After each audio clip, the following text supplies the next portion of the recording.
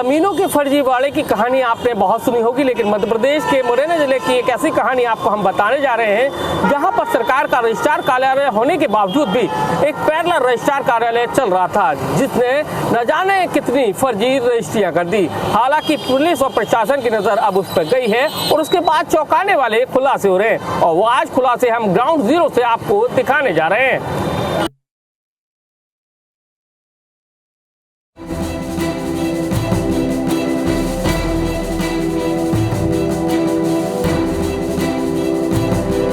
मैं जिस जगह पे मौजूद हूँ यहाँ पर मुरैना का जिला पंजीयक कार्यालय है और यहाँ पर आपको लोगों की भीड़ नजर आएगी। यहाँ पर लोग बड़ी संख्या में रजिस्ट्री कराने के लिए पहुँचते हैं, लेकिन अगली तस्वीर जो दिखाने वाले हैं वो एक कमरे में रजिस्ट्रार कार्यालय चलता था, जहाँ पर पुलिस और प्रशासन की छापामार कार्रवाई में बड़ी मात्रा में फर्जी दस्तावेज पकड़े गए हैं। 40 से ज़्यादा रजिस्ट्रियाँ पकड़ी गई हैं और जांच जारी है, जिसमें बड़ा नेटवर्क के खुलासे हो सकते हैं।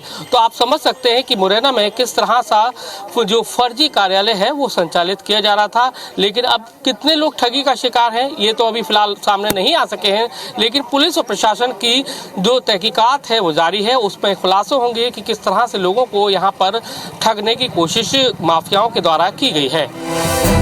आनन फानन में पुलिस की रेड।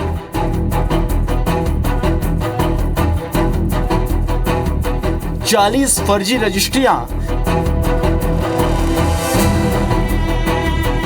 दर्जनों फर्जी सील,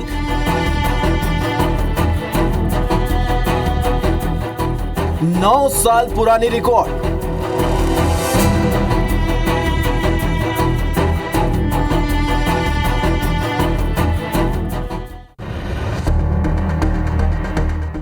मुरैना जिले में बीते कुछ महीनों से नामांतरण के लिए फर्जी रजिस्ट्रियां पहुंचने के मामले सामने आ रहे थे। बीते माह फर्जी रजिस्ट्री के आधार पर तहसीलदार कुलदीप दुबे ने एक जमीन का नामांतरण भी कर दिया। आनन फानन में फर्जी रजिस्ट्री कराने वाले व्यक्ति ने उस जमीन पर काम करना शुरू कर दिया। यह जमीन संदीप गुप्ता के नाम पर थी। संदीप की जमीन को जालसाजों ने फर्जी तरीके से रजिस्ट्री करा दी। संदीप की जमीन पर बीते कई सालों से कोई काम नहीं हो रहा था। अचानक वहां जेसीबी चलने लगी। पड़ोसियों ने खबर दी तो संदीप के होश उड़ गए।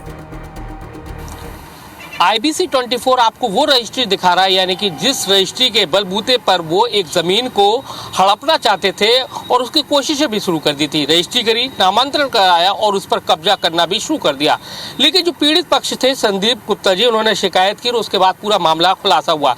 लेकिन इसमें आप देखेंगे कि पूरी तरह से ये फोटो भी लगे हुए हैं, बाकायदा उस पर लिखा हुआ है, बिल्कुल हूबहू ओरिजिनल है फोटो। जब प्रशासन ने तस्दीक करी तो सिलसिलेवार तरीके से इसका जो फर्जी रजिस्ट्री है उसका खुलासा होता गया कि अंगूठे लगे हैं वो भी झूठे हैं, वो भी सही नहीं है। हमारे साथ में संदीप जी, किस तरह से ये खुलासा हुआ, आपकी ज़मीन पर क्या हुआ था और कैसे खुलासा हुआ इस पूरा? ये हमारे यहाँ पे ज़मीन पे इन्होंने कुछ भराव करा रहे, तो हमें जानकारी मिली है जिस तरीके से ये ज़मीन पे वो कुछ काम करवा रहे हैं, ज़मीन की बिक्री निकाल रहे हैं। हम नामांकन ऑफिस में गए, नामांकन हमारे नाम से था पर पता नहीं वहाँ इनके नाम से कैसे उन्होंने बोला। फिर वहाँ से जानकारी मिली कि इन्होंने नकली रजिस्ट्री के मार्फत नामांकन कराया है। फिर रजिस्ट्रार ऑफिस से मैंने जानकारी ली तो रजिस्ट्रार ऑफिस वालों ने बोल दिया हमारे यहाँ कोई रजिस्ट्री हुई ही नहीं है ये। फिर उस तारीख में, जिस तारीख में उन्होंने रजिस्ट्री दिखाई है, उस तारीख के मैंने सारे कागज़ निकलवाए, उन्होंने अंगूठे के निशान निकलवाए, उसमें कहीं पर इनका कोई निशान नहीं था, पूरा का पूरा। फिर ये कागज़ मैंने तहसील ऑफिस में दिए। तहसीलदार साहब ने बिल्कुल कानूनी कार्रवाई करते हुए हमको लेटर इशू किया है FIR करने हेतु, और ये क्या बोलते हैं नामांकन भी उन्होंने उसका निरस्त करके हमारा नामांकन चढ़ा दिया। लेकिन ये तो आपकी जागरूकता से ये जमीन बच गई। ना जाने ऐसे कितने लोग होंगे जिस तरह से फर्जीवाड़ा हो रहा है, जो आपको भी पहले शुरुआत में तो तहसीलदार साहब को भी लगा था ना कि ये शायद सही हो। हाँ, उन्हें भी ये लगा होगा कि भाई ये रजिस्ट्री सही है। भाई हर आदमी इतनी श्योर शॉट है, वो तो ओरिजिनल उनके पास है इसकी, मतलब ओरिजिनल मतलब इसकी कॉपी। अब ये जब वो धोखा खा रहे हैं तो आम आदमी तो धोखा खा ही जाएगा। अब इस मामले को लेकर कहाँ तक पहुँचे हैं? क्या अब उन लोगों के खिलाफ 420 का मामला दर्ज करा रहे हैं? बिल्कुल मामला दर्ज होना चाहिए और कराऊंगा और कार्रवाई होनी चाहिए। मेरा तो यही है कि शासन से क्या लगता है, क्या इस रैकेट से कितने लोग जुड़े होंगे और कितनी रजिस्ट्रियां ऐसा कर चुके होंगे? क्योंकि आप तो एक निकल कर आ गए, आपने इतनी भागदौड़ कर ली, न जाने इतने कितने लोग होंगे ऐसे। मेरे को कोई आइडिया नहीं है, पर ये रैकेट अच्छा खासा है और मैं तो ग्वालियर से आता हूँ। मेरे को ये कागजी कार्रवाई पागल हो गया 5 दिन हो गए मेरे को इसमें।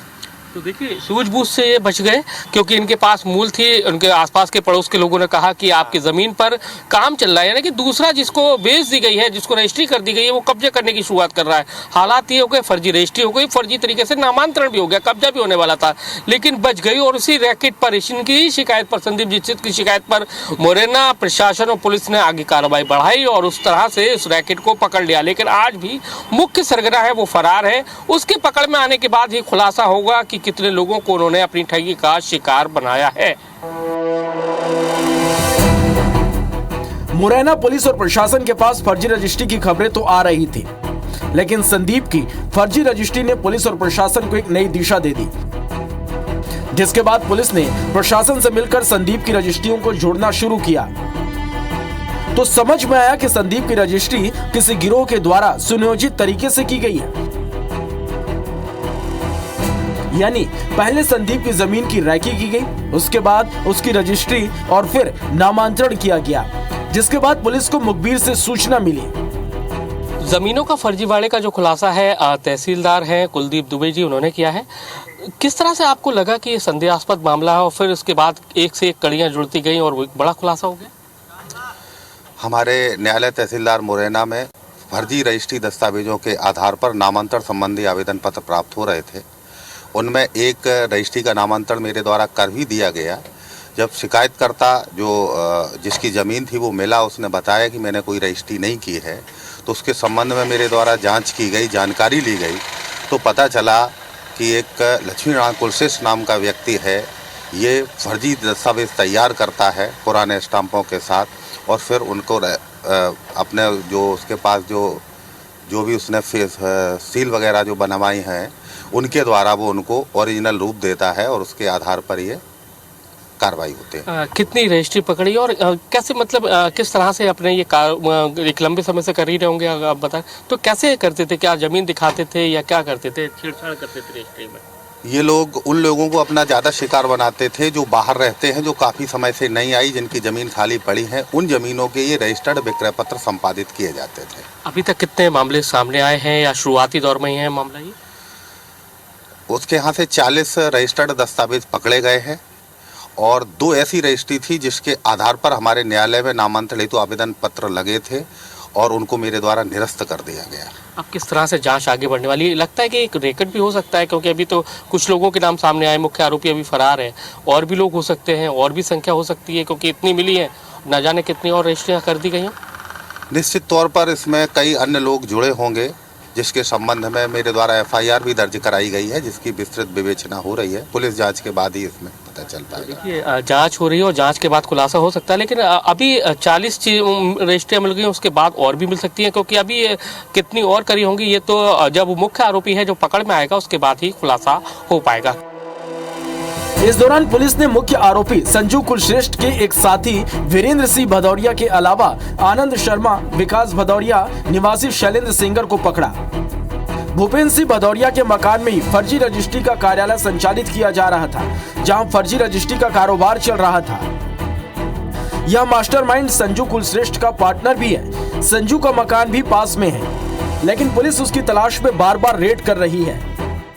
चंबल का नाम सुनते ही जहन में भीड़ और डाकू आते हैं, लेकिन यहाँ पर नकली कारोबार बहुत जोरों पर है और उसके साथ ही अब एक नया खुलासा ये हुआ है कि यहाँ पर फर्जी रजिस्ट्रार कार्यालय चल रहा था। ये जो घर दिख रहा है आपको, यहाँ पर मुरैना जिला प्रशासन और पुलिस ने यहाँ पर एक फर्जी रजिस्ट्रार कार्यालय है उसको पकड़ा है और आप देखेंगे कि इसको अब हालांकि सील कर दिया गया है, लेकिन किस तरह से अंजाम दिए जाते थे ये देखिए आप। CCTV कैमरा भी लगाया गया है कि अगर कोई आए तो उसको देख लिया जाए, लेकिन एक रजिस्ट्री ने सारे फर्जीवाड़े का खेल है वो खोल दिया। और आप देखेंगे कि एक बार फिर से पुलिस है आरोपियों की तलाश में यहाँ पर आई हुई है और यहाँ पर तलाश कर रही है। क्या कहूँ, हमसे उनसे मतलब ही नहीं, वो रहती नहीं है साथ में, वो यहाँ पे रहते हैं, घर में रहती नहीं है। किसी को पूछ ले, मोहल्ला कोई भी बता देगा, किसी से भी जानकारी ले लो आप, हमारे साथ रहते नहीं ना, हमसे कोई मतलब वो आते हमारे यहाँ। कह रहे हैं कि फरार हो गया, मुख्य आरोपी वही था आपके। अब ये सब मुझे हमें मतलब ही नहीं है उनसे, हम क्या बताएं। क्या हुआ क्या फिर? हमको पता ही नहीं कुछ ना, हमारे यहाँ किसी को पूछ लो, देखो मोहल्ला में किसी को भी पूछ लो आप क्या यहाँ पे रहते थे क्या। लेकिन ये तो पता होगा ना आगे के मकान में फर्जी रजिस्ट्रियाँ बनाई जा रही। हमको कुछ नहीं पता ना, हमसे वो को मतलब रखते थे। 7-8 सीले और लगभग 20 के आसपास 20 से 30 फर्जी रजिस्ट्रियाँ और प्रिंट बरामद किया है यहाँ पर। तो अभी आरोपियों की स्थिति क्या है, कितने आरोपी बनाए गए हैं अभी केस में, और क्या लग रहा है कि एक बड़ा नेटवर्क निकल सकता है? अभी एक आरोपी फिलहाल पुलिस के कब्जे में है, उससे पूछताछ की जा रही है। बाकी जो मुख्य आरोपी था संजू कुशेट, वो फरार है और मिलते ही उस पर भी कार्रवाई की जाएगी। ये जो घर है हम जो देख रहे हैं, ताला लगा हुआ है, कैमरा लगाया गया है, तो क्या कुछ समझ में आ रहा था कि पहले से ट्रैक करने की कोशिश करते थे कि कोई उनको देखने तो नहीं आ रहा, या किसी तरह की बाहर की चीज़ें भी हो सकती हैं कि कोई उनको लग रहा हो कि ये पुलिस से बचने के लिए, प्रशासन को दबाव में लेने के लिए कि कैमरा लगा कोई अन्यथा व्यक्ति ना आए, इसलिए कैमरे लगाए गए होंगे। क्या अभी सील कर दिया गया है? अभी तहसीलदार साहब द्वारा मकान सील कर दिया गया है। क्या लगता है कि अभी कितनी रजिस्ट्रियाँ मिली हैं, और क्या लगता है कि कोई बड़ा नेटवर्क हो सकता है, और भी रजिस्ट्रियाँ हो सकती है? हाँ, वो अब मुख्य आरोपी पकड़ा जाएगा, पूछताछ के बाद क्लियर होगा कि क्या है क्या नहीं है। अभी एक आरोपी है, वो कौन है, उसका क्या लिंक निकल कर आया है? वो मकान मालिक है फिलहाल, अभी विशेष उससे पूछताछ की जा रही है, उससे कोई लिंक नहीं निकला है, लेकिन मकान मालिक है तो उससे सांठगांठ से ही कार्य सब चल रहा था। तो आप देख सकते हैं पुलिस ने एक बार फिर से यहाँ पर छापामार कार्रवाई की है, लेकिन हालांकि आरोपी जो मुख्य आरोपी है वो फरार है, तो पुलिस उसकी तलाश में दबिश दे रही है। पुलिस को लगता है कि एक बड़ा नेटवर्क हो सकता है।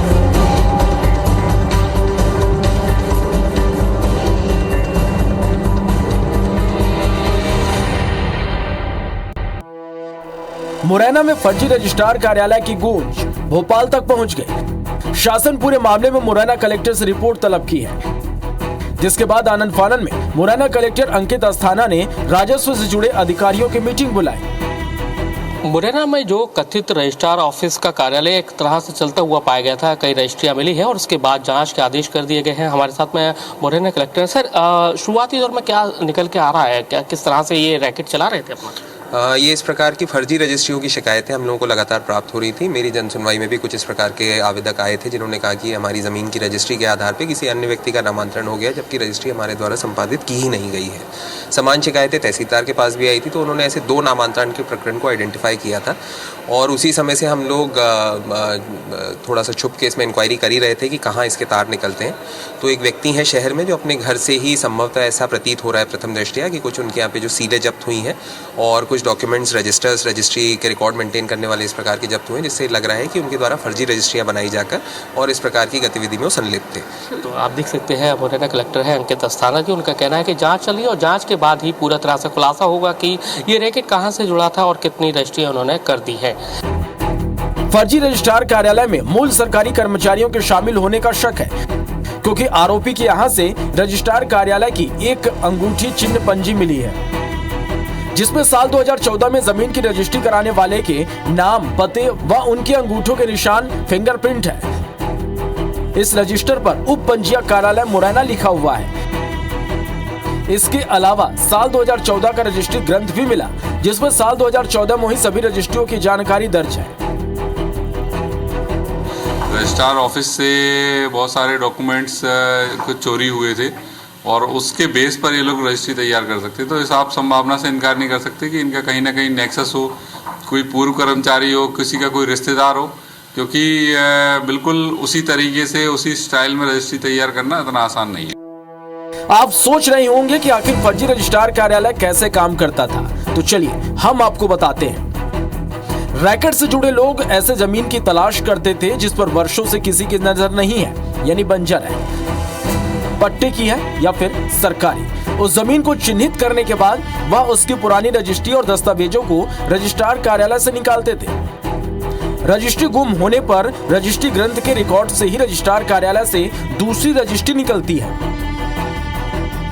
रजिस्ट्रार कार्यालय के रजिस्टर किसी अधिकारी कर्मचारी के साठगांठ से ही फर्जी रजिस्ट्री करने वालों के पास आ गए। गिरोह के लोग असली स्टाम्प व उन्हीं कागजों का इस्तेमाल करते थे जो रजिस्ट्रार कार्यालय में उपयोग होते थे।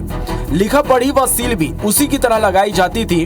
फिर अपने गिरोह या किसी अन्य व्यक्ति के नाम पर उस जमीन की फर्जी रजिस्ट्री करके कुछ समय बाद नामांतरण करा देते थे। नामांतरण होने के बाद खसरे में फर्जी रजिस्ट्री वाले का नाम अंकित हो जाता था। उसके बाद ये नए सिरे से सारे प्रोसेस के बाद जमीन को बेच देते थे। मुरैना में फर्जी जो रजिस्ट्रार कार्यालय था किस तरह से संचालित होता था, किस तरह से अपने ग्राहकों को ढूंढते थे, अपने नेटवर्क में फंसाने का काम करते थे, किस तरह से जमीन का प्रलोभन देते थे और फर्जी रजिस्ट्री कर देते थे, उसको सिलसिलेवार तरीके से हमारे जो मुरैना के संवाददाता हैं सत्येंद्र से जानेंगे किस तरह से ये नेटवर्क को अंजाम देते थे। आप शुरुआत से रिपोर्टिंग कर रहे हैं, उसमें देख रहे हैं कि कैसे कहाँ इनकी जड़ है और कैसे तलाश करते थे ये लोगों को।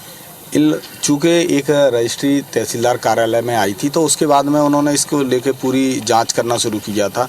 ये लोग क्या करते हैं, जैसे इन्हें पता चल गया कि किसी के दादाजी या पिताजी ख़त्म हो गए 20 साल पहले 25 साल पहले, तो उस समय जो पुरानी रजिस्ट्रियाँ हुआ करती थी तो वो इन लोगों ने रजिस्ट्रार कार्यालय से जो पंजी रहती है वो निकाली और उसके बाद में इन्होंने जो पूरा जो एक रैकेट था वो तैयार किया। वो फर्जी तरीके से ये पूरी करके फिर दो लोगों को, ये अपने ही जो निजी लोग रहते थे इनके, उनको तैयार करते थे, वो लोग लेके जाते थे और वो आपस में ग्राहक बनाते थे, फिर उसके बाद में उसकी फर्जी रजिस्ट्री। तो देखिए अभी पुलिस और प्रशासन की जांच जारी है, लेकिन आपको दिखा दें इस तरह से समझाएं। ये एक जमीन है, ये तालाब है, लेकिन यहाँ पर आप देखेंगे तालाब है, लेकिन धीरे धीरे ये जमीन का शक्ल अख्तियार करते जा रहा है, धीरे धीरे उसको पटाने का काम किया जा रहा है। और ऐसा ही वो सोचते थे लगभग 20 से 25 साल तक अगर कोई इस जमीन पे नहीं है या बंजर हालत में पड़ी है तो धीरे धीरे उस पर निगाह रखते थे, फिर उसके बाद कुछ लोगों को खड़ा करते थे, फिर उसके बाद उनको बेचने का काम करते थे, फिर उसके बाद उसकी रजिस्ट्री कर दिया करते थे। इस तरह से ऑपरेट किया जाता है। लेकिन ये भी बात निकल कर आ रही है कि ये केवल प्राइवेट व्यक्तियों के हाथों से नहीं हो सकता, इसमें रजिस्ट्रार कार्यालय की भी बड़ी भूमिका हो सकती है। उसको लेकर भी जांच जल्द गठित हो गया है। ऐसे कुछ लोग हैं हमारे साथ में जो उसके रैकेट में फंसते फंसते बचे हुए हैं। आप भी रैकेट में फंसते फंसते बचे? जी हमारे साथ भी इसी तरह का सरकारी ज़मीनों का, जैसे मंदिरों की सरकारी ज़मीन पड़ी हुई है, उनको हमें दिखाया गया एक दलाल के माध्यम से। जब उन्हें उसकी जांच की तो हमें पाया गया वो सरकारी ज़मीन था। तो हम तो प्रॉपर्टी का कार्य करते हैं, इसलिए हम इन कार्यों से बच जाते हैं। फ्रॉड हमारे साथ नहीं हो पाया, नहीं तो वो पार्टी हमारे साथ भी फ्रॉड करने वाली थी। और ऐसे पूर्व में भी ऐसी घटनाएं कई बार आ चुकी हैं जो उनका निगाह सरकारी ज़मीनों पर रहती है। मंदिरों की ज़मीन पड़ी हुई है, सरकारी भूमि पड़ी हुई, उसकी फर्जी रजिस्ट्री करा के और दूसरे लोगों को चपत लगाने का काम करते हैं। क्या ये एक नेटवर्क बड़े लंबे समय से चल रहा है और क्या माना जा सकता है कि ये प्राइवेट लोगों का नहीं बल्कि इसमें रजिस्ट्रार कार्यालय के लोगों की भी भूमिका? कहीं ना कहीं इसमें शासकीय व्यक्ति जुड़े होंगे, कार्यालय के व्यक्ति जुड़े होंगे, तभी वो आगे तक बढ़ पाता है पूरा रैकेट, अन्यथा उसकी कहीं ना कहीं पोल खुल सकती है। तो क्या लगता है कि आम आदमी को किस तरह से ये टारगेट करते हैं? क्या किस तरह से टारगेट? आम आदमी जो प्रॉपर्टी लेने का इच्छुक रहता है उनके उसे चंगुल में ले लेते हैं। उससे अच्छी लोकेशन की थोड़ी सस्ती जगह दिखाई जाती है और सब जगह दिखाए जाते हैं और बेचारा वो लोगों में फंस जाता है, अपने जीवन की पूंजी इन्हें दे बैठता है। तो क्या आप भी फंसते फंसते रह गए या बचे? जागरूकता होने के कारण बच गए, कुछ लोगों की जानकारी मिली उससे बच गए, अन्यथा ऐसे कामों में फंस जाते हैं। लेकिन जो लोग नहीं ध्यान दे पाते हैं, नए लोग होते हैं, तुरंत आते हैं, फंस जाते हैं लोग। तो हमारे साथ और भी लोग हैं। ये आपको भी एक जमीन दिखाई गई थी, बच गए? भाई साहब हमको तो पूरी जानकारी थी, इसीलिए हमने पूरी जांच पड़ताल की, इसीलिए हम बच गए हैं। और इस कार्य को जो भी कर रहे हैं या करवा रहे हैं उनको कड़ी से कड़ी कार्रवाई की जाए, भारत सरकार से अपना ये निवेदन है।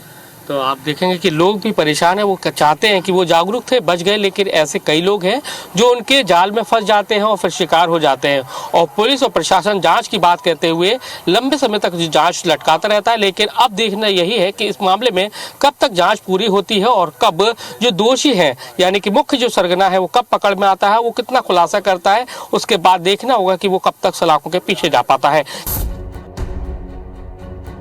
बहरहाल फर्जी रजिस्ट्रार कार्यालय का सरगना संजू कुलश्रेष्ठ और उसका बड़ा भाई रामवीर कुलश्रेष्ठ दोनों मुरैना के रजिस्ट्रार कार्यालय में काम करते थे।